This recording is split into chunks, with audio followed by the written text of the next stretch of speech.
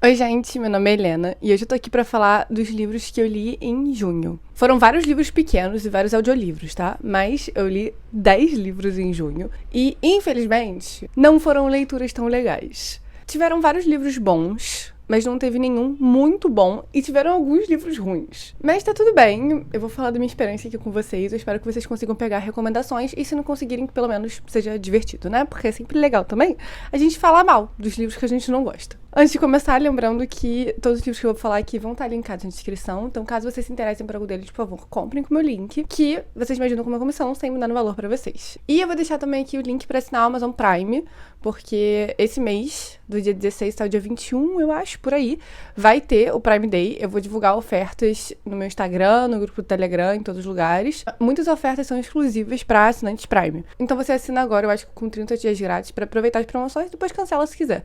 Eu assinei meu Prime há alguns anos por causa do Prime Day e eu deixo até hoje, porque eu acho que vale muito a pena por causa do frete grátis e também inclui o Prime Video, várias coisas. E é um dos streams mais baratos agora, né? Mas enfim, começando logo com o primeiro livro que eu li esse mês. Foi uma leitura fofinha e eu gostei. Começamos com um livro bom esse mês. Não vamos começar a falar mal ainda. O livro é A Inconveniente Loja de Conveniência, do Kim Ho-yeon. Esse livro é bem famosinho como ficção de cura e eu acho que eu nunca tinha lido um livro nesse gênero. Tem alguns livros que eu li que eu acho que podem entrar nesse gênero. Mas as pessoas colocam mais ficção de cura como livros coreanos. Esse aqui é coreano, inclusive, japoneses, e eu acho que essas são as principais nacionalidades, assim. O livro que eu achei que era ficção de cura era francês, mas tudo bem, eu acho que pode ser também. Esse aqui, a gente segue uma loja de conveniência, que é basicamente uma loja de conveniência que tem no posto, sabe, de gasolina, só que aparentemente lá eles têm essa cultura de ter várias lojinhas de conveniência. Então, por exemplo, uma Americanas, mas é mais completo, assim, tem marmita, tem várias coisas. E aí o livro começa com uma senhora que é dona desse posto de conveniência, e ela tá num trem, e ela percebe que ela esqueceu a bolsinha dela com todos os documentos. E aí, logo depois que ela percebe isso, ela recebe uma ligação de um cara falando: Oi, senhora, eu encontrei a sua bolsinha. Eu tô aqui na estação de trem tal. Você pode vir me encontrar pra buscar. E ela fica: tá bom, vou lá. Mas ela tava meio com medo. O cara parecia uma pessoa em situação de rua, assim. E aí ela chega. O cara é uma pessoa em situação de rua. E aí ela ficou insegura com isso. Mas ele foi muito querido. Conquistou a confiança da senhora. Aí ela fica, ok, como gratidão, vem comigo aqui. Aí eles vão andando até a lojinha de conveniência dela e fala: olha só, todo dia que você tiver com fome, ou seja, todos os dias, você pode vir aqui e comer uma marmita da minha lojinha de conveniência de graça. E aí ele fala: ok, senhora, muito obrigada. Aí ele começa a ir lá. E aí a gente vai seguindo as pessoas dessa loja de conveniência. Então seria essa mulher, que é a dona, e aí pessoas como o filho dela, alguns funcionários da loja e até alguns clientes.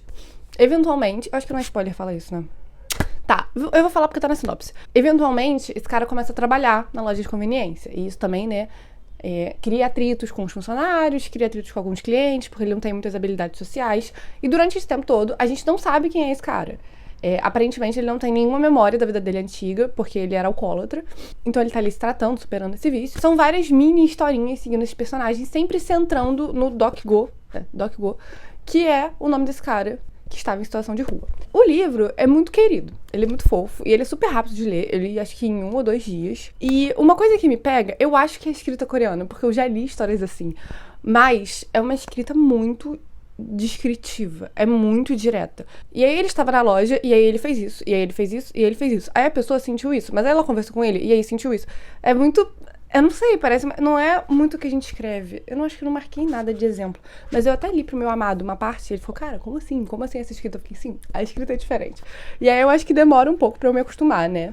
Eu acho que eu tenho que ler mais livros, se vocês tiverem recomendações pra mim de livros com uma escrita mais assim. Eu acho que não é nem só coreano, né? Eu acho que qualquer coisa que não seja eurocêntrica foge um pouco desse padrão, né? Dessa narrativa que a gente tá acostumada, estadunidense e tal. Por exemplo, a escrita nacional, né, é muito diferente de uma escrita estadunidense europeia, mas eu já tô acostumada. Inclusive, é sempre uma surpresa quando eu começo a ler e eu fico: cara, isso aqui é Brasil. Mas esse aqui eu não tô acostumada ainda, então se vocês tiverem recomendações, podem dar. E é um livro queridinho. É engraçado porque eles falam com essa leveza, com esse tom descritivo e direto, de alguns assuntos muito pesados, muito pesados. Inclusive, no final, eventualmente, a gente descobre, né, quem é o Doc-go. E veio do... Cara, eu não entendi de onde é que veio isso. Eu achei que foi muito do nada. Pra mim, podia ter sido uma coisa que tivesse um pouco mais de conexão com a história. Foi muito solto, mas, ao mesmo tempo, o livro tomou um rumo que tem um pouco mais a ver com a atualidade, em geral, com acontecimentos recentes. E eu não tava esperando isso também. Eu acho que isso vai ser uma tendência daqui pra frente. Vai ser interessante ver. Eu não vou falar o que é, porque me pegou um pouco desprevenida. Mas, eventualmente, eu falo sobre isso daqui a pouco. Eu posso fazer um vídeo só de recomendações de livros assim. Vai ser mini spoiler, né? Mas tudo bem. Mas é isso. Eu gostei do livro. Foi rápido de ler, foi divertido. Foram historinhas fofinhas de se ler, de tocar o coração. Por mais que a escrita tenha sido um ponto de dificuldade pra mim, eu recomendo. Só não é nada... Uau! Sabe? Eu entendi o que as pessoas querem dizer com ficção de cura. Mas não me pegou tanto não, sabe? Pareceu muito formuleico, muito sériezinha. Você tem esse problema, você tem uma conversa com uma pessoa. Uau, essa conversa mudou sua percepção? Não sei. Eu queria que mostrasse um pouco mais o trabalho por trás, sabe? Parece muito simples. Muito simplista. É isso, muito simplista. O próximo livro que eu li foi um thriller de uma autora famosa de thrillers, que eu nunca tinha lido nada dela. Ela tem 3 livros publicados no Brasil, eu acho. Inclusive, foi uma amiga minha do estágio que me deu esse livro de aniversário. E eu acabei de lembrar que eu sonhei ontem de eu falando com ela sobre esse livro. Eu não falei com ela isso aí, então, Luísa, se você estiver vendo esse vídeo, desculpa, mas eu não gostei desse livro. Eu não gostei. E quando ela me deu, ela falou, então, esse é meu favorito da autora. Eu falei, nossa, que bom, né? Vou começar aqui a autora com o melhor dela. Não, então se esse aqui for o melhor, eu não vou ler mais. Que é O Apartamento de Paris, da Lucy Foley. A Lucy Foley é famosa, ela escreveu Lista de Convidados, A Última Caçada. Eu sinto que existe esse livro, mas não é dela. Enfim, ela tem livros famosos, vocês devem conhecer quem lê thriller. E o que foi esse livro aqui? O que foi? Já começamos aqui o rant, já estamos falando mal. A gente segue, óbvio que eu não sei o nome de ninguém, a Jess. E ela chega em Paris, porque ela tava em Londres, sei lá. E aí aconteceu uma parada lá na vida dela, que ela teve que sair fugida de Londres. E o irmão dela mora em Paris. Então ela fala, maninho, vou ficar aí um tempo na sua casa, tá? Mas ele tá meio assim, porque ele não gosta muito dela, porque ela é sempre problema. Ela sempre causa problema. Eles eram órfãos, e eles estavam numa casa de adoção juntos, e aí só ele foi adotado e ela não. Então ele teve uma vida linda, de luxo, perfeita, e ela teve uma vida meio ruim. E aí, chegando nesse apartamento, o irmão dela não tá lá. E ela vê uma coisa que parece sangue no chão. Ela fica, gente, o que é isso? E aí é um prédio, e ela começa a perguntar. Eu acho que tem 6 apartamentos no prédio, alguma coisa assim. E aí, pessoal, cadê? Vocês conhecem meu irmão? Conheço, gente, não vejo ele tem 2 dias. Caramba. Amiga, claro que não, você viu ele ontem. Que isso? Ah, então você viu ele ontem, você tá mentindo. E fica assim, a gente não sabe quem que tá falando a verdade e por que tá mentindo. E a gente não segue só o ponto de vista da Jess, a gente segue o ponto de vista de todo mundo que mora no prédio. Então a gente tem eu não vou saber o nome de ninguém, cara. Tá bom.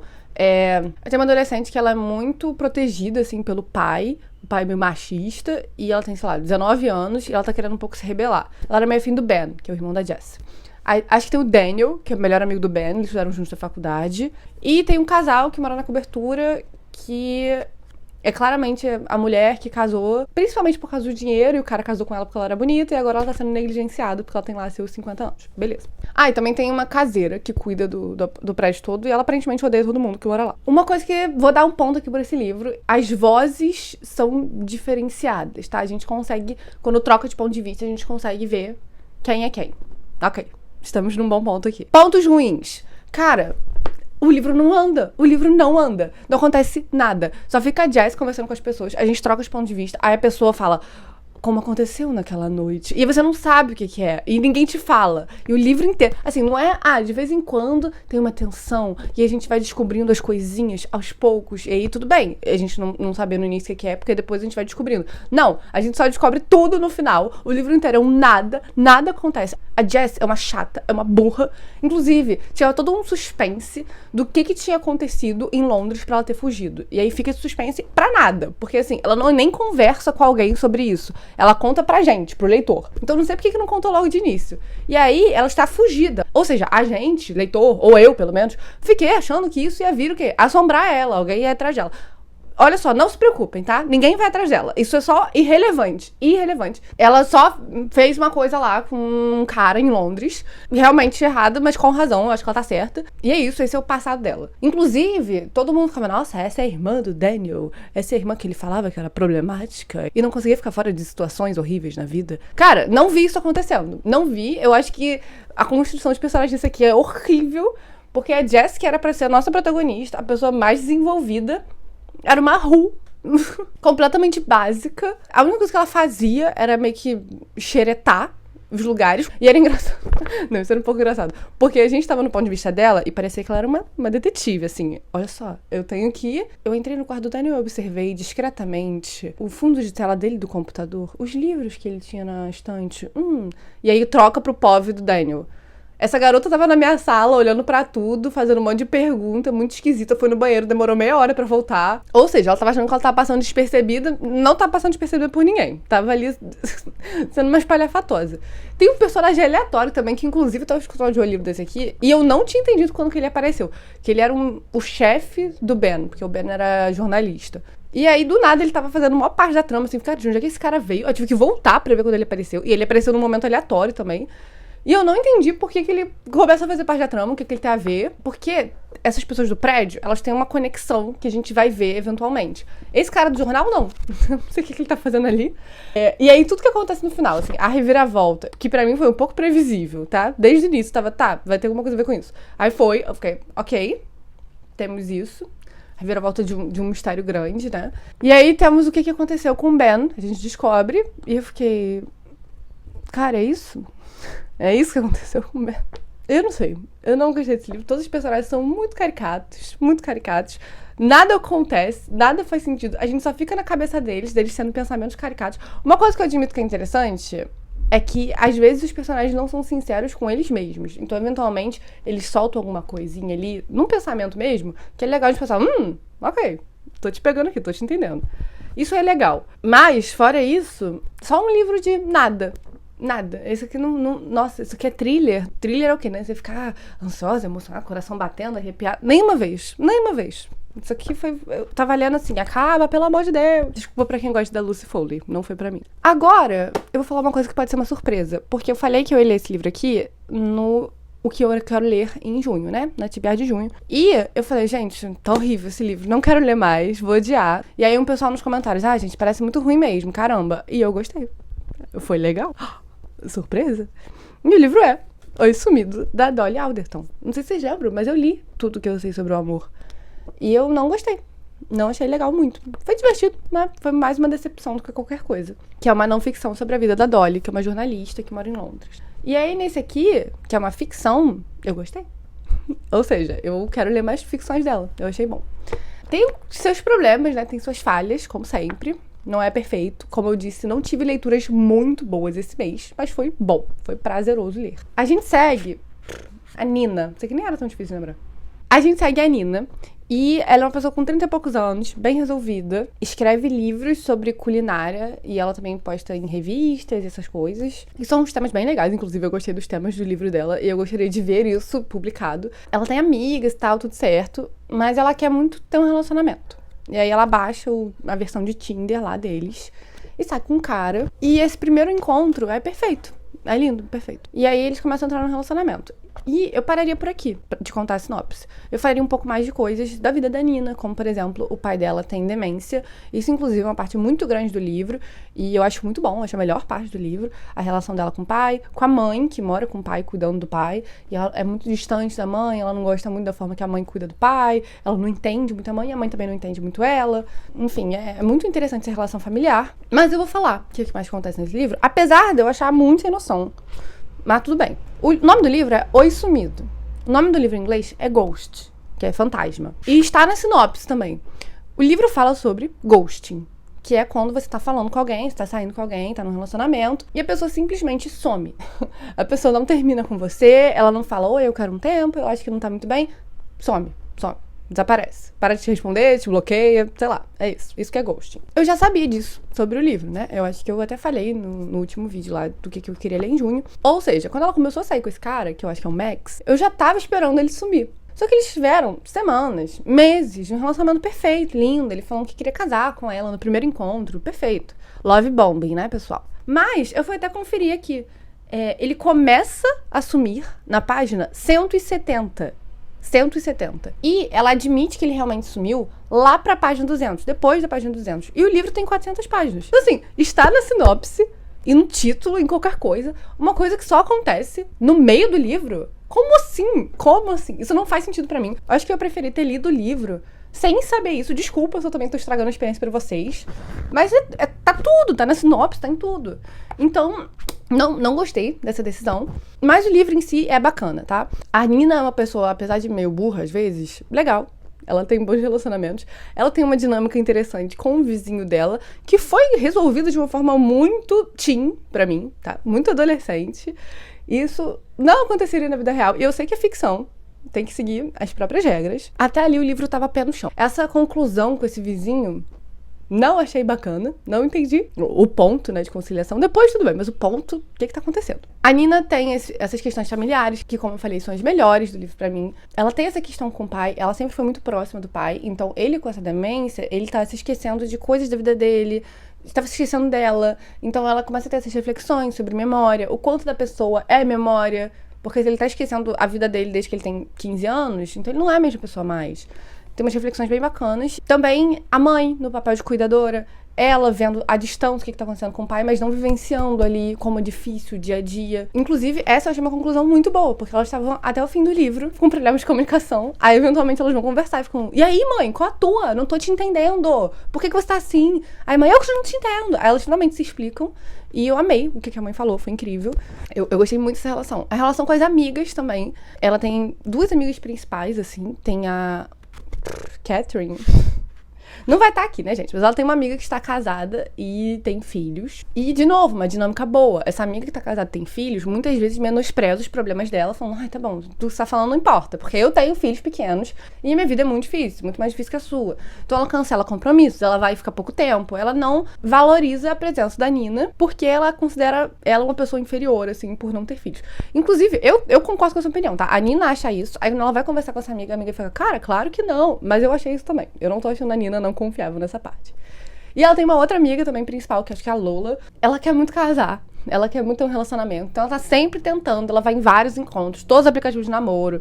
Então ela é uma amiga divertida que tá sempre ali pra Nina. É bem bacana. Então vocês estão vendo que eu tô falando várias coisas legais de família, de relacionamento, da percepção de vida da Nina. E o que menos foi legal foi o relacionamento. O que menos foi legal. E tem toda essa questão do ghosting, dela superar isso, que é um trauma muito grande, né? Parece que a pessoa morreu. Ela parou de responder do nada. Como assim? Uma pessoa que estava próxima, presente na sua vida há meses. Vocês se vêem todos os dias, passando tanto tempo juntos, mandando mensagem, some.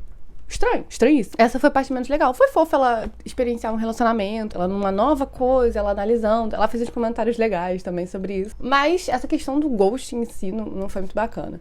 No final tem um monólogo que ela dá pra um cara sobre machismo e sobre você não considera os sentimentos das mulheres, vocês são egoístas, vocês querem garotinhas, não sei o quê. E é verdade, mas eu achei um pouco na cara demais. Então essas outras partes do livro que tem toda essa nuance, eu achei bom, tá? Eu recomendo esse aqui, eu gostei bastante. E foi divertido de ler. Eu tô muito tagarela, talvez eu divida esse vídeo em 2, não sei. Porque eu só falei 3 livros dos 10, né? Mas acho que talvez seja rápido, os próximos. Esse próximo livro que eu li foi uma releitura, mas vocês não sabem o que eu li, porque eu li, eu tinha 13 anos. Inclusive, não sei se é um bom livro pra você se você tem 13 anos, tá? Tem assuntos sérios. E eu lembro que eu li com 13 anos, eu não entendi direito. Aí eu falei, vou reler. Continuei sem entender direito, mas li. E o livro é O Pacto, do Joe Hill.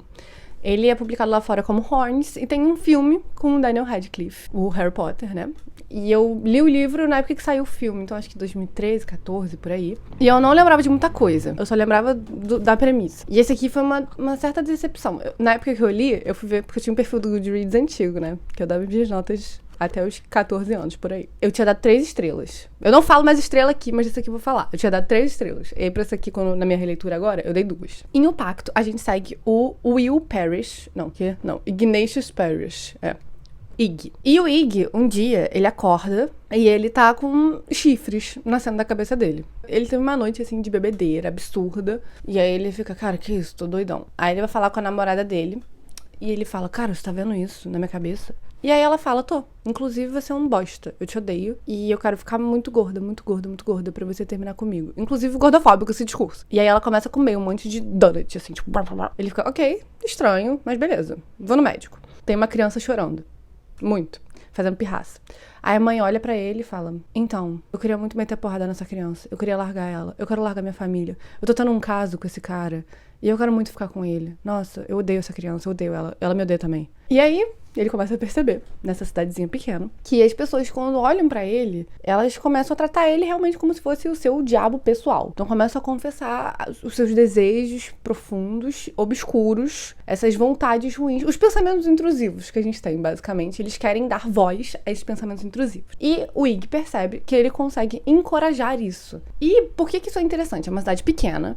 E o Ig tem 26 anos. Inclusive, eu achei que ele fosse muito mais velho quando eu li, porque agora eu tenho 24, então ele tem quase a minha idade. Eu pensei, nossa, esse cara é muito adulto. Agora eu tô aqui igualzinho a ele. Ele tinha uma namorada, que era Marin. Eles eram namorados desde o ensino médio. E eles estavam juntos há, sei lá, 6 anos. Ela foi brutalmente assassinada. Ela foi estuprada e assassinada. Há mais ou menos 1 ano. E ele é o principal suspeito. Não conseguiram provar nada, não tinham provas. Mas a cidade inteira odeia ele por causa disso. Ele sofre muito, ele é assediado pela polícia, ele é assediado por os moradores. Então, ele agora com esse poder de poder entender os desejos mais obscuros das pessoas e também incentivar eles, o que ele vai fazer com isso? Essa premissa, pra mim, era muito interessante. Inclusive, eu tava amando ver qual eram os pensamentos mais profundos e obscuros das pessoas, o que elas não queriam dar voz. E pra cada pessoa era diferente. Então também era difícil pra ele, porque às vezes ele ia visitar a família. E aí a família falava coisas pra ele que ele não gostava, que ele não sabia que a família pensava isso sobre ele. Então ele vai nessa jornada, nessa cidadezinha, conversando com todo mundo. E eu acho que seria muito mais interessante se fosse isso. Se você ver como que essa cidade pequena, todo mundo sabe como é que é, né? Todo mundo se conhece, todo mundo fala de todo mundo. E ver mais ou menos isso, né? A opinião de cada um dessa cidadezinha sobre o outro. A opinião sobre ele incitando esse ódio. E aí o quanto que é moral, uma discussão sobre moralidade. O livro é bem profundo, mas ele fala mais de coisas de religião, assim. Claro que a gente ainda tem um mistério de quem matou a Marin, e eventualmente isso é descoberto. Não gostei. Tem algumas partes que a gente tem uns flashbacks, bastante partes, na verdade. E aí a gente vai vendo o Ig quando ele era mais novo com o irmão, e vendo vários personagens que aparecem no presente, como eles eram adolescentes na época. Pra mim, me quebrou muito, pra mim o livro... Eu entendi porque que foi isso, pra gente dar contexto do Ig, dar contexto das outras pessoas, e fez um certo sentido, mas eu preferia muito ver, de novo, como que esse poder do Ig funciona nessa cidadezinha. O Brasil, inclusive, faria um livro assim. E aí, quando a gente descobre o que aconteceu com a Marin, sei lá, achei desnecessário, não gostei. Inclusive, a gente eventualmente descobre que ela fez uma coisa, tô tentando não dar spoiler, né? Ela fez uma coisa que magoou o Ig no dia que ela faleceu, por isso que também caiu sobre ele as coisas e tal. E aí, eu tava achando muito boa essa coisa. Eu fiquei assim, tá, meio chato, assim, não faria, mas eu acho empoderado você estar fazendo isso. Que bom, legal, bom pra você. E aí, depois a gente descobre outra coisa, que ela tinha outros motivos pra estar fazendo essa coisa. Eu fiquei, cara, é sério? É sério? E basicamente santificou a Marin, ela ficou uma santinha. E aí, uma coisa que eu também não entendi no livro, quando eu li com 13, 14 anos, eu não entendi agora também, é o final. Que ele começa a ficar muito religioso, começa a comparar muito, o diabo com Deus, com não sei o quê. E eu gosto dessas reflexões. Só que começou parou de acontecer coisa, ficou só uma grande reflexão. E aí o final, pra mim, é muito abstrato. Muito abstrato, eu não pego tanto, não. Mas o Joe Hill faz essas coisas um pouco assim, né? Eu acho que eu li só um outro livro de contos dele. Eu acho que a vibe dele é essa. Enfim, esse livro tem um começo muito bom. Te prende muito. Eu acho que foi um dos melhores começos, assim, que eu já li de livro. E aí ele vai te perdendo ao longo, porque ele vai ficando cansativo, o livro não anda. O Ig percebe que ele pode usar esses poderes pra descobrir quem matou a Marin. Ele começa a fazer isso, mas aí as consequências, o que acontece, não sei, não fui fã. Assim, foi muito viajado pra mim. Enquanto se focasse no aspecto domiciliar, no aspecto social, assim, do que esse poder traz, seria melhor. Em vez de virar um thriller, porque isso também é terror, né? Em vez de virar um thriller detetive, assim, com um final lúdico. Podia até ter um final lúdico, acho que combinaria bastante. Mas eu não gostei desse aspecto thriller e nem dessa santificação da Marin. O próximo livro que eu vou falar aqui, eu fiz um TikTok sobre... Eu acho que eu vou falar rapidinho, porque eu não tenho muito a dizer. É uma série de livros, acabou de sair o segundo no Brasil, e eu acho que só tem 2 lá fora também, de uma autora bem famosa, e eu não gostei tanto, mas, apesar de ser muito óbvio, eu gostei do final, e eu tô animada pra ler o próximo. Eu acho que eu vou continuar a série. Vou esperar saírem mais resenhas, mas eu acho que eu vou continuar. E eu tô falando de Ascensão das Trevas, da C.S. Pacati. Nele a gente segue o Will, esse aqui é o Will, né? Will. A gente segue o Will. Ele é órfão, ele viu a mãe dele ser assassinada, e ele tá lá em Londres procurando quem matou a mãe dele e tentando descobrir por que isso aconteceu. E aí lá ele descobre que existem os regentes. Muito tempo atrás, muito tempo, no nosso mundo, existia magia. E aí tinha bruxas e objetos mágicos e pessoas com poderes e unicórnios, e várias coisas. Tinham 4 reis. E do nada surgiu o Rei das Trevas. E aí o Rei das Trevas falou, cara, eu quero governar tudo com trevas. E deu ruim nessa época, tá? Deu muito ruim. Desses 4 reis, 3 se uniram ao Rei das Trevas e um sumiu. Inclusive, eu achei que a gente ia saber nesse livro o que aconteceu com esse rei que sumiu. Não sabemos o que aconteceu com ele. No final, o Rei das Trevas perdeu. Mas o sonho dele é retornar, tá? Ele quer transformar o mundo em trevas. E agora estamos aqui no século... Ai, que século é esse, cara? Acho que é século XV.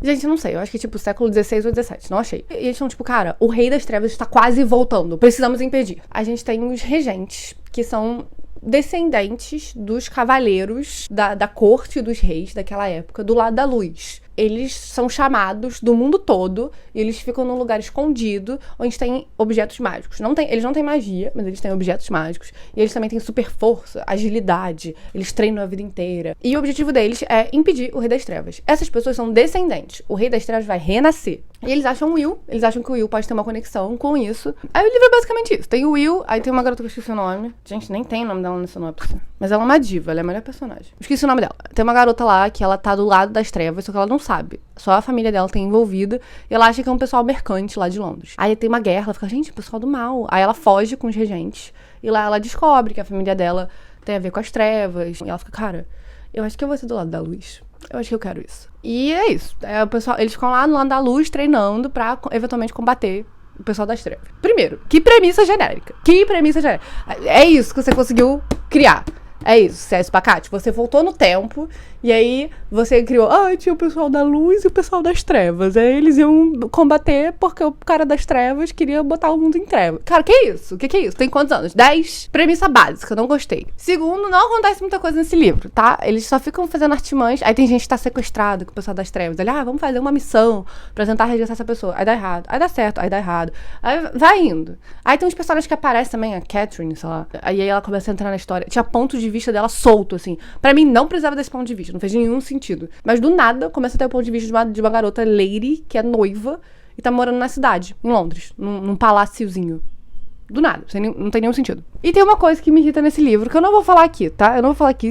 Foi sobre isso que foi meu TikTok. Vocês podem ir lá ver, se vocês quiserem, tá? É engraçadinho. Mas eu não vou falar aqui porque se vocês não sabem essa informação sobre esse livro, eu não vou dar. Porque quando eu fui ler esse livro aqui, eu só tinha uma informação. Que era uma coisa que tem a ver com o enredo. E essa informação juntada com uma outra coisa visual, estragou o livro um pouco, tá? E eu não entendi por que eles fizeram essa escolha de design. Se vocês concordam comigo, por favor, comentem aqui, comentem lá também. Porque eu recebi apoio, mas não tanto apoio quanto eu gostaria. Inclusive, teve gente que falou, Helena, você tá viajando. Como assim eu tô viajando? Eu tô 100% certa. Tô certíssima. Mas tá.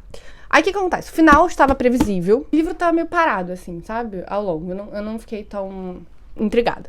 Mas aí, lá pros 3/4 do livro, acontece uma coisa muito drástica, que reduz significativamente o número de personagens relevantes. Nem tinha muito personagem relevante, tinha muito secundário. Mas aí ficou menos ainda. E eu fiquei, cara, como assim? Eu não entendi como é que isso aconteceu. E aí eu acho que a C.S. Pacati, ela queria se livrar de certos personagens. E ela... Não entendi porque ela criou os personagens em primeiro lugar, entendeu? Pra mim, podia só eles não terem existido. E essa foi, pra mim, um jeito muito burro de se livrar desses personagens. Um jeito muito desleixado e preguiçoso. E quando aconteceu, eu falei, cara, não é possível. A gente vai descobrir alguma coisa, vai ter uma reviravolta sobre isso. Não teve. Espero que tenha no próximo livro, tá? Não teve. Tem uma grande reviravolta no final, que inclusive, eu vou admitir, que não era exatamente o que eu estava pensando, tá? Era nessa direção, mas foi mais do que eu estava pensando. E aí, quando eu vi que era mais, eu fiquei, legal. E aí, eu continuei lendo o final, assim, o finalzinho, assim, tipo, isso aqui, esse choice. E foi bacana, o final. E esse livro aqui, qual é a minha crítica, né? Minha crítica é premissa básica e chata, personagem chato, se não marcante. A única... É Violet, lembrei. Eu acho. A Garota Leão, ela é a mais divertida. O Will, básico. Aí tem outro cara lá, que eu nem lembro o nome, que é um regente lá, que não gosta deles. Básico também. Zero desenvolvimento. Mas esse livro é muito introdutório. Muito introdutório. Quando chega no final, a gente fica... tem coisa vindo aí. Porque brinca muito com destino e com coisas que já estavam escritas pra ser. E o quanto que você consegue combater isso. E o quanto que você combater não faz essas coisas acontecerem. Que nem as visões da Raven, ela tinha uma visão, todo episódio, não sei como é que ela não aprendia. Ela tinha uma visão, fala, gente, isso não pode acontecer. Ela passa o episódio inteiro fazendo coisa pra essa visão não acontecer. E justamente as coisas que ela fizeram são o que fazem a visão acontecer. É isso, é essa brincadeira com o destino, com coisas que já estão premeditadas há muito tempo, essas coisas de renascimento, né, que eu tava falando. E eu acho que se a CS Pacat focar nisso, vai ser muito bom. Eu espero que ela foque nisso. Porque magia e passados, essa backstory, assim, a lore, a gente já viu que ela não é muito forte aqui, não é o forte dela. Mas é isso. Talvez eu leia o próximo. Vou esperar sair mais resenhas do pessoal aqui do Brasil, né? O livro só fica bom no final, sabe? É genérico. O livro inteiro eu achei bem genérico, bem básico. Só, cara, esse backstory não dá pra mim. Não dá, não consigo. O próximo livro que eu li... Gente, eu só li... Ah, tá. É o que eu ia falar, é nacional. Eu falo, nossa, só li um livro nacional assim mesmo. Mas não, li mais um. Ah, mas assim foi pouco, né? Mas tudo bem. Foi um livro... Parecia uma novela. Eu amei. Na verdade, eu não amei. Eu gostei. Como disse, não amei nenhum livro assim mesmo. Mas era igualzinho uma novela. E o livro é O Escravo, da Carolina Maria de Jesus. Esse livro aqui, ele foi encontrado nos cadernos da Carolina. A Carolina Maria de Jesus era uma escritora. Ela escreveu Quarto de Despejo, Caso de Alvenaria. E ela era conhecida pelas suas obras de não ficção e de obras de diário. Só que ela não queria escrever diário. Ela queria escrever ficção. Só que acabou que eu acho que ela nunca publicou um livro de ficção. Eles acharam meio que um manuscrito dela. Tem aqui no início o caderno dela escaneado. E são coisas que eles encontraram no caderno de Carolina. Apesar de não ter muita preservação, não teve essa preocupação de preservar. Tem esse aqui. Inclusive, eu acho que tá faltando. Cara, não é possível o livro acabar aqui. Mas se acabar aqui também tá muito bom, tá? Muito bom. Meio Helena Hunters acabar aqui. E nesse livro é basicamente um romance geracional. É mais de formação. Porque a primeira geração é muito rápida. Cara, não lembro o nome de ninguém. Ah, tá. A gente segue, basicamente, o Renato. O pai dele veio de uma família meio humilde e ele casou com uma mulher rica. E essa mulher rica é muito ambiciosa. E quando eles estavam noivos, ela era muito querida. Mas aí, quando eles casaram, ela começou a não querer ter contato com a família. E ela criou o Renato pra não ser próximo da família, pra ser um médico. Ele nem queria ser médico. Pra ser médico, vai fazer medicina, vai ser rico, vai casar com essa mulher rica aqui. Começou a empurrar ele pra outras mulheres. Só que ele gostava muito da família dele, do avô por parte de pai, da tia por parte de pai, dessa família, e da filha dessa tia, que era a prima dele, a Rosa.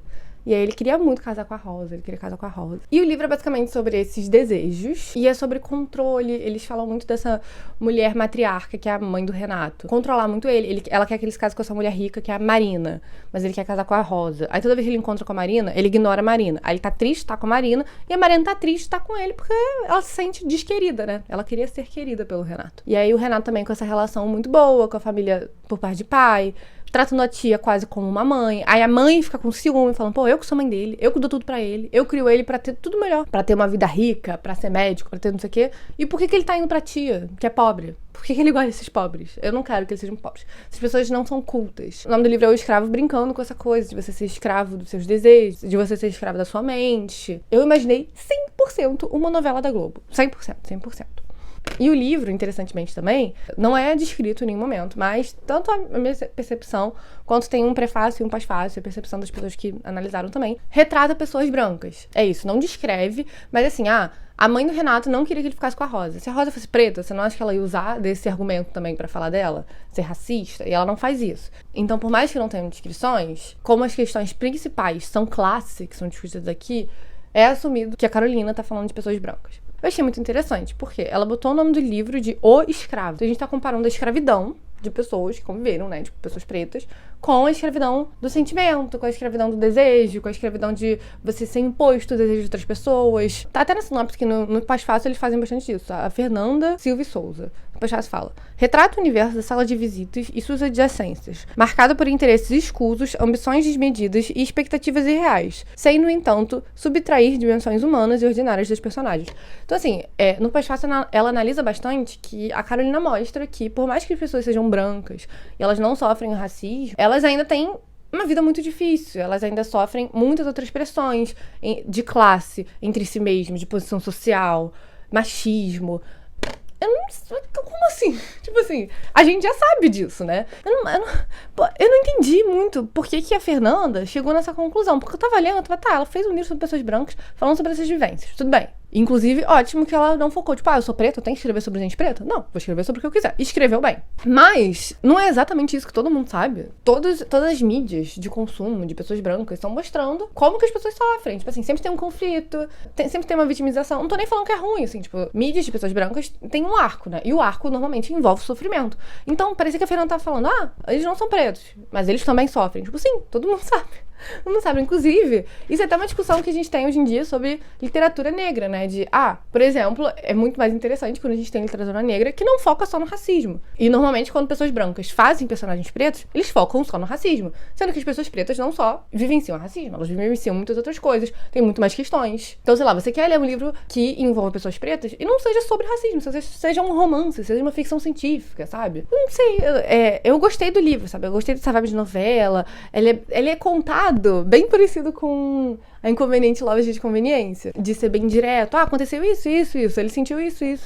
Tem muitas descrições também de tempo, até no início, acho que na primeira página tem isso. A Maria Helena se olhou no espelho e ela viu que ela tava com o olho inchado, porque ela tava chorando. Tinha a impressão de ser uma árvore tingida por um vendaval que arrebatara todas as folhas, deixando-a nua no inverno. Tem sempre essas conexões com as forças da natureza. Uma coisa legal também é que o livro preservou a escrita da Carolina, porque ela não tinha uma educação formal. Então, assim, ela não escreve de acordo com a norma culta e ela faz uns erros, assim, né, sei lá, acento, escrever palavras erradas, erros em geral, assim. Eu achei muito bom. Eu acho que essa é a história que ela contou, sabe? Eu achei legal não corrigirem. Eu achei uma boa escolha. Mas é isso, eu gostei do livro. Eu fiquei entretida. Ele não tem capítulos, só você lê direto. Eu achei interessante essas discussões. Apesar de ficar um pouco na cara, assim, não era muito sutil, sabe? Mas eu entendo que era um caderno da Carolina, que ela tava fazendo uma experimentação de escrever ficção. Tem uma frase aqui que eu acho que foi até o que eu marquei. Mas é o que todo mundo destaca, eu vi até nas resenhas. Que é justamente esse ponto, assim, né? Somos escravos de tudo que desejamos possuir. Ninguém é livre nesse mundo. Há diversas espécies de escravidões. Meu Deus, meu Deus, meu Deus. Levava as mãos à cabeça como se os cabelos lhe incomodassem. Eu não me conformo com essa inquietação interior que vai avolumando-se cada vez mais. Tenho a impressão de que sou uma nuvem girando no espaço, procurando um lugar do meu agrado para estacionar-me. Todo homem no mundo é um caçador de coleções. Todos procuram algo nesse mundo. Tá vendo? Um pouco repetitivo. Mas tá vendo, ó, conexões com a natureza e esse ponto. Todo mundo é escravo de alguma coisa, todo mundo é escravo do que deseja. Foi legal, foi divertido, eu recomendo. Às vezes, parece muito uma novela das 6. Eu não vou conseguir parar de falar isso. Eu preciso de uma novela das 6. O próximo livro que eu li também foi um thriller. E foi uma decepção também, tá? Eu não vou ler thriller mais. Vocês têm que me recomendar thrillers bons. Esse aqui foi famoso, tá? Esse aqui foi lançamento agora. E tava todo mundo amando. Eu fico com muita expectativa. O Lucas Barros fez publish. Eu até fui conversar com ele depois. Eu falei, amigo, você gostou mesmo? Ele falou, gostei, cara. Eu falei, cara, como assim? E o livro é Anna O, do Matthew Blake. Nesse livro, a gente segue... Ai, cara, quem é o cara? O Benedict Prince é um psicólogo especializado em sono. Então ele, sei lá, fala com as pessoas que estão em coma dormindo, e pessoas que têm insônia, e pessoas que são sonâmbulas, e etc, etc e tal. E aí tem um caso muito famoso nesse lugar, que é da Anna Ogilvy. E a Anna Ogilvy, Anna O, pros queridos, pros próximos, há 4 anos atrás, tava num chalé com a família e com 2 amigos. E aí esses amigos apareceram mortos, ela suja de sangue, com uma faca, e ela mandou uma mensagem pros pais, falando, desculpe, eu acho que eu matei eles. Ela entrou e ela começou a dormir. Cara, eu não entendi por que eles falam dormir. Tipo, por que não é um coma? Eu não sei, deve ter a ver com essa atividade cerebral. Tipo, o livro não explicou isso, tá? Ruim, não explicou. Mas ela dormiu, e ela está dormindo há 4 anos, ela não acorda. E aí agora, o Estado quer julgar ela pra pagar pelos crimes, mas ela não pode ser julgada se ela tá dormindo. Então eles mandam ela pro Benedict Prince, porque ele fez um artigo recente com uma teoria sobre como acordar esse tipo de pessoa. Ele já tem livros publicados da Ana O, etc. E aí o Benedict Prince... Por que eu tô falando assim, cara? Ele fica obcecado na Ana O. E aí ele começa a buscar tratamentos pra Ana O, e é isso. Aí o livro é intercalado entre o Benedict Prince, flashbacks da Ana O, e uma personagem que é a Lola, que é uma mulher que ela é obcecada na Ana O. Ela acha que a Ana O não cometeu o crime. E ela tem um blog. E aí ela fica falando no blog sobre a Ana O. E é... Cara... Tá, primeiro. Flashbacks da Ana. Bem divertido, bem legal. A gente já vê tudo que tá acontecendo na vida dela. Ela é uma jornalista rica, privilegiada. E a gente vai vendo como é que é a vida dela. Mas isso não são diários nem aqui, nem a pau. O nome não é nem, tipo, Ana. Tá escrito aqui, ó. Diário de Ana, 2019. E aí ela fala muito no presente. Ela não escreve... Assim, de vez em quando ela escreve no passado, né? No tempo passado. Mas ela fala muito como se fosse um ponto de vista dela mesmo. Não é um diário. Não tem tom de diário. Muito ruim esse diário. Horrível. Melhores partes do livro e piores ao mesmo tempo. O Ben é um bundão. Ele é um chato. Do nada, ele fica obcecado na Ana Oh, e ele tem certeza de que não foi ela. Mas cadê o embasamento? Cadê? Não temos embasamento. Não temos nada. E aí ele muda de ideia. Então assim, de vez em quando ele fica, essa pessoa é muito perigosa. Eu tenho que lembrar que eu não posso ficar sozinho com ela. Por quê? De onde é que você tirou isso? Não, ele tem umas convicções que são pedra na cabeça dele. E eu não sei de onde é que elas vieram. Aí ele muda essas convicções também do nada. Não faz nenhum sentido. Tá bom, a Ana tá dormindo. Aí ele fica falando muita coisa de sono. Aí ele fala mal do Freud. Aí não sei o que. Tá, que parte de psicologia do sono? É muito... eu fui até ver o cara. O cara não tem nada a ver com isso. Ele fez letras. Esse é o livro de estreia dele. E eu acho que ele não fez uma pesquisa muito boa. Por exemplo, por que ele não explicou qual é a diferença entre tá dormindo e tá em coma? Não sei. O final também, cara, esse é o meu problema com thriller, cara. O final é muito mirabolante. Muito mirabolante. Do nada, assim, como... Eu tava esperando que fosse essa pessoa, assim, beleza, a pessoa era suspeita. Mas eu não tava entendendo por quê. Aí começou a entrar uma outra história, de um outro caso, de uma outra coisa. Eu fiquei, cara, como assim, cara? Como assim? E aí, na verdade, era só uma... Eu não posso falar, né, o que era. Mas, cara, e aí também foi isso. Teve as últimas 20 páginas. É um infodump gigante. Só. E aí isso aconteceu. Basicamente um monólogo do vilão. É isso que a gente tem. A gente tem um monólogo do vilão, basicamente, no final. Pra quê? Pra quê? Esse livro estava me lembrando muito A Paciente Silenciosa, que é um livro que eu li em 2020 ou 2021. E eu não gostei. Eu sei que muita gente gosta. Eu não gostei. E aí... eu fui ver resenha no Goodreads e as pessoas... gente, esse livro é igual a Paciente Silenciosa e principalmente igual uma mesma vibe de As Musas. Eu odiei As Musas. Eu comecei a fazer um vlog aqui pra esse canal achando que ia ser legal tentar desvendar o mistério das musas e tal. Só que eu comecei a odiar tanto o livro no meio que ficou um vlog de 50 minutos de rant. Eu falando mal das musas. Inclusive eu acho muito engraçado. Se vocês quiserem ver, eu vou deixar aqui nos cards. Óbvio que eu não ia gostar. Várias resenhas falando, gente, parece muito Paciente Silenciosa. Gente, parece muito As Musas. Eu não gostei de nenhum dos dois. Mas aí tem aqui, ó. Ler Ana Oh é como um sonho, mas é perturbador como um pesadelo. A.J. Finn, autor de Mulher na Janela. Cara, eu gostei da Mulher na Janela. Eu sei que o A.J. Finn tem uns problemas lá que eu vi o vídeo do Paulo, mas eu já esqueci o que era. Mas eu lembro que ele era ruim. Mas, cara, eu achei a Mulher na Janela maneiro, sabe? Ana Oh, onde que Ana Oh é como um sonho, cara? É só um cara que ele é um psicólogo tentando acordar a mulher, só que ao mesmo tempo ele começa a virar um detetive. Ah, que nem As Musas. Exatamente que nem As Musas. A Paciente Silenciosa também. Pessoas normais que sabem virar detetive. Ai, cara. Não foi legal. Acho que eu vou dar 1 estrela, cara. Eu tinha dado 2. Acho que eu vou dar 1. Tá, agora eu vou falar de uma coisa boa, tá? Cansei de falar mal. Tem mais um ruim aqui pra falar. Mas esse livro não tem muito pra dizer. Mas ele foi fofíssimo. Inclusive, a partir de Ana Oh até o final, eu tinha feito um vlog. Mas eu esqueci de gravar vários momentos. E aí ficou pouco. Aí o microfoninho parou de funcionar no meio. Então, não foi um bom vlog. Eu descartei. Vocês não vão ter esse vlog. Eu juro que eu vou fazer um vlog bom esse mês. Olha que legal. Eu estou privando vocês de um conteúdo ruim. Que bom. Mas vamos lá. Próximo livro. Fantasia. Li fantasia esse mês? Gente. Ah tá. Li Ascensão das Trevas. Fantasia. É fantasia infanto-juvenil. Eu achei muito querido. Eu recomendo muito. O livro é Nascida do Fogo, da Aislinn Fowler, A Floresta Congelada. Eu recebi o segundo agora, aqui. E eu falei, cara, é verdade, eu tenho o primeiro desse livro, que a HarperCollins me mandou também. E eu li. E é muito querido. Muito querido. É fofo de aventura. Pra mim falta um pouco de profundidade, mas eu entendo que livros infantos-juvenis e infantis não tem tanto. É mais ação. Na Nascida do Fogo, a gente segue a 12. Nesse livro, os personagens não tem nome. Por quê? A 12, ela é órfã e toda a família dela foi assassinada. E aí ela foi pra esse lugar que eu esqueci o nome. Gente, a sinopse tá... Não leio a sinopse, cara. Por isso que eu não leio a sinopse. Não leio a sinopse, mas tá bom. É basicamente umas pessoas que treinam pra defender os clãs. Tem vários clãs, várias famílias, assim, né? E aí tem um que é neutro, que são os guerreiros. Aí eles falam, olha só, quando você entrar aqui, você tem que abandonar seu nome, abandonar seu clã, porque a gente é neutro. A gente ajuda todo mundo. Aí... todo mundo tem nome de número, tem a 12, tem o 5, 6, 7. Porque aí, quando eles terminarem o treinamento, eles vão escolher o nome dele. Aí a 12 tá lá, e a 12 é muito boa. Ela é a melhor guerreira que tem lá. Só que ela também é muito esquentadinha. E aí ninguém gosta dela. Ela não tem nenhum amigo, e ninguém quer fazer dupla com ela nos negócios, ela é uma excluída. E quem mais faz bullying com ela é o 5. Ele odeia ela. E aí, de repente, o lugar onde eles estão, que não é atacado há, sei lá, 2000 anos, é atacado. E aí entram nas fortalezas, matam um monte de gente, vários ogros, várias coisas, e sequestram a 7, que é a única amiguinha que a 12 tem. Ela é legal com ela e a 12 é tipo, sai daqui, cara, o que você tá fazendo? Mas aí a 12 fica, cara, sequestraram a 7, que saco. Nossa, ela era minha única amiga, mais ou menos. E aí ela resolve ir atrás da Sete, numa missão. E sai do lugar, escondida, indo atrás da Sete. Aí logo depois chega esse bicho aqui, que é um cachorro de pedra, que o nome dele é o Cão, e ele é o guardião dos lugares. E ele fica, cara, o que você tá fazendo aqui, garota? Volta pra lá, volta. Ela, eu vou achar minha amiga Sete. Ele fica, cara, eu sou o guardião, eu tô aqui pra achar sua amiga Sete. Relax, pode voltar. Ela, eu não vou voltar. Ele, meu Deus, que criança chata.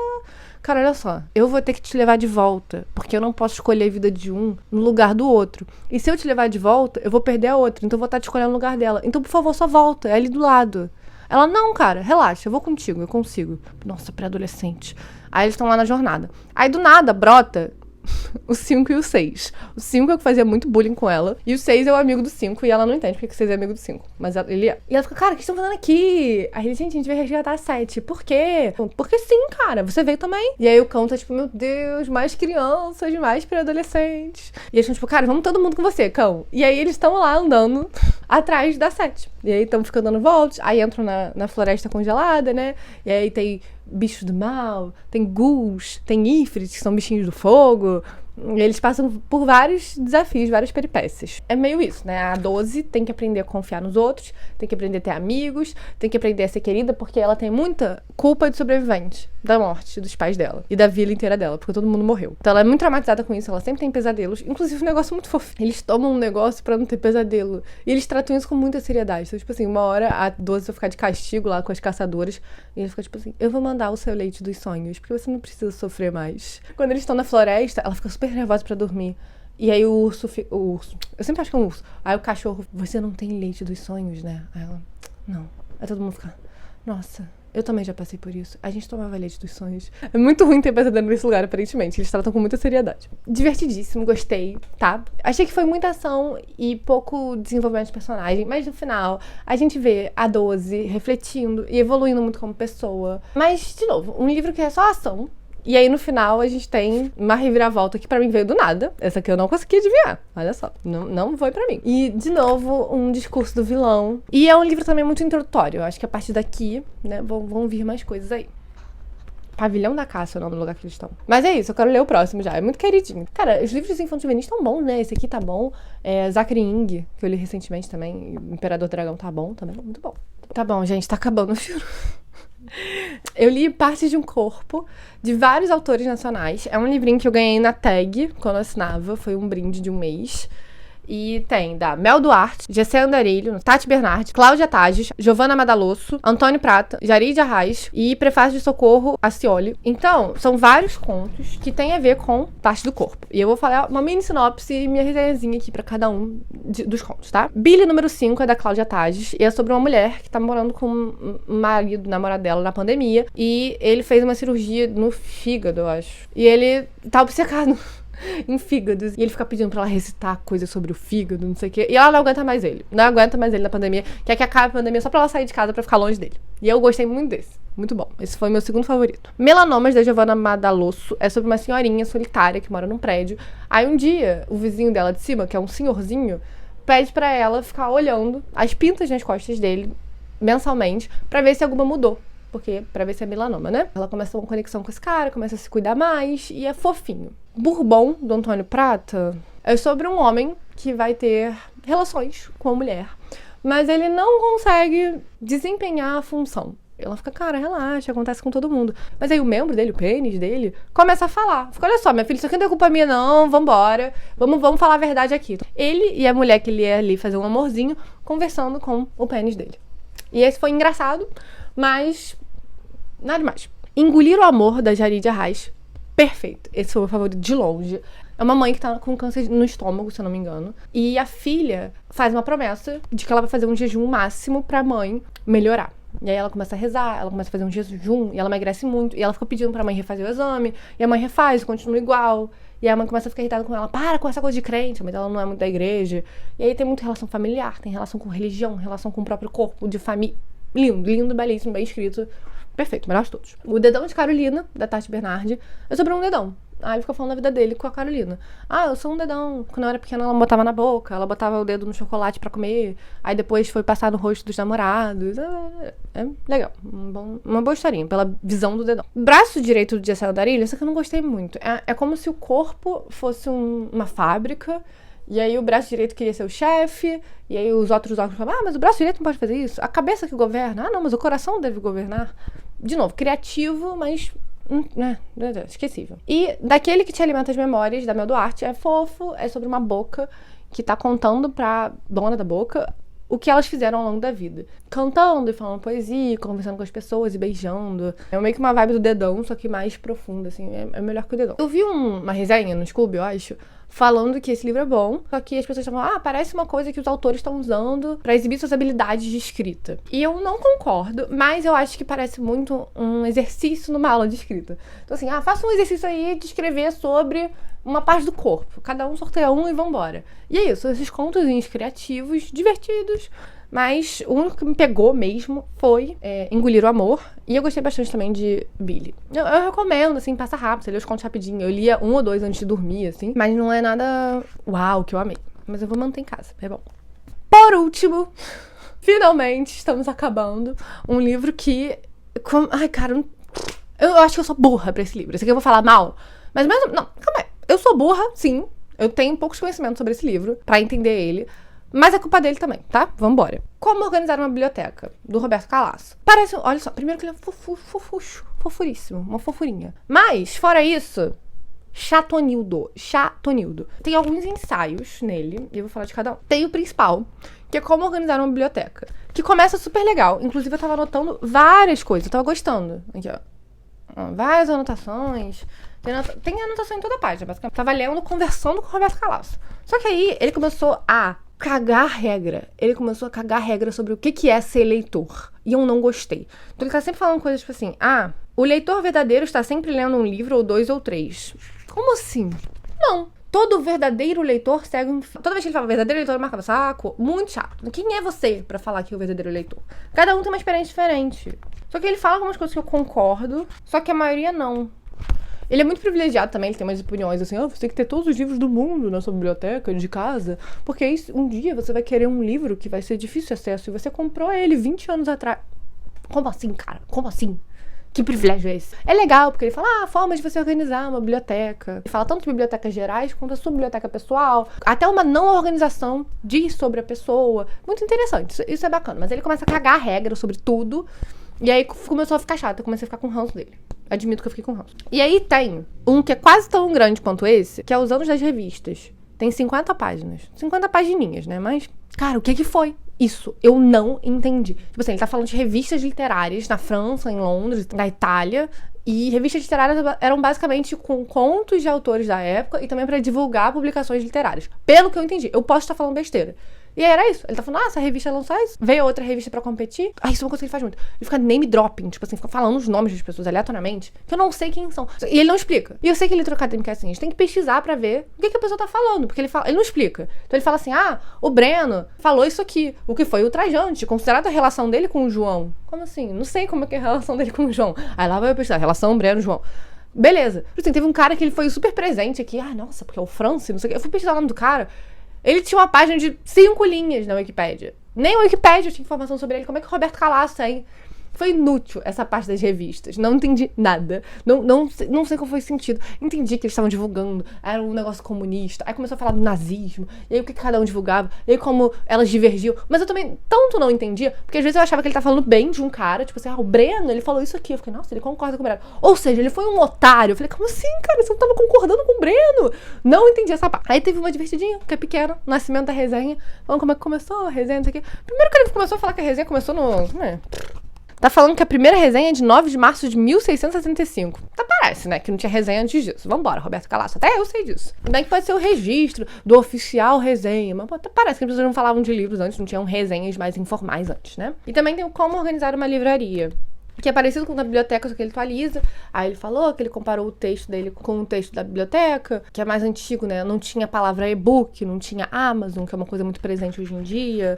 Aí ele compara a Amazon com livrarias pequenas. Cara, eu odeio ele. Os comentários são sempre reclamando dele. Ele tava dando uma explicação de como organizar a livraria segundo a concepção dele. Aí ele fala: tudo isso pode parecer muito simples e óbvio, mas de fato nunca é aplicado. Faz você então, cara. Como assim? Se as pessoas não fazem assim, vocês acham que os livreiros, tudo bem, que pode ter livreiro ruim, mas todos os livreiros do mundo nunca é aplicado. Mas a sua teoria é perfeita. Não é tão... Muito prepotente, cara. Escrever aqui, vai ser livreiro então. Vai ser livreiro. Eu marquei um negócio aqui pra ler pra vocês. Porque tem coisa que eu não entendo. Ele fala, eu não entendo por que ele tá falando isso. Como eu disse já. Vamos lá. Ele tá falando basicamente de e-books e como que o e-book é diferente do livro físico, falando da Amazon e tal. Esse processo global repercute a olhos vistos também nos próprios livros que são escritos hoje. Os escritores já são considerados um setor dos produtores de conteúdos. E muitos estão satisfeitos com isso. Eu não conheço um escritor que esteja satisfeito com isso. Claro que é legal você divulgar a sua obra, só que você ser o seu próprio marqueteiro ali, e não é nem só escritor, né? Tipo assim, as empresas hoje em dia, a equipe de marketing tem que ficar aparecendo no TikTok, não sei o quê. E eu conheço muita gente que odeia, inclusive a maioria. Como assim? Muitos estão felizes. Ninguém tá feliz com isso, com a era da rede social, você tem que botar a sua cara. A pessoa só quer escrever o livro dela e mandar lá pra... Ai, vambora. Mas isso pressupõe a obsolência da forma. Que forma? Não sei o que ele tá falando. E onde não tem forma, não tem literatura. Como assim? Isso ajuda a entender aquela sensação de angústia e de curto fôlego que apenas literatura do novo milênio pode provocar. Para se ter uma noção, seria suficiente comparar os livros dos últimos 20 anos com os que apareceram nos primeiros 20 anos do século XX. Comparação cujo resultado seria esmagador, desfavorável para o presente. Por quê? De onde é que... Por quê? De onde é que ele tirou isso? Cadê o embasamento? Tá falando, tipo assim, nossa, isso aqui prova que a literatura atual é uma bosta. 100 anos atrás era perfeita. Quem? Como assim? É isso, não gostei. Tem coisas legais aqui, mas é muito caga-regra, é muito ficar mencionando o nome pra parecer que ele sabe alguma coisa. Não gostei do Roberto Calasso. De novo, eu acho que eu posso ser uma burra, eu posso estar falando besteira. Ele pode ser o maior estudioso do mundo de literatura, de não sei o que. Eu não sei, eu posso não ter conhecimento pra estar entendendo. E foi isso. Esses foram os 10 livros que eu li esse mês. Estou aqui falando há 1h40. Mas é isso. Espero que vocês tenham gostado. Me falem o que vocês leram em junho. E até o próximo vídeo. Tchau!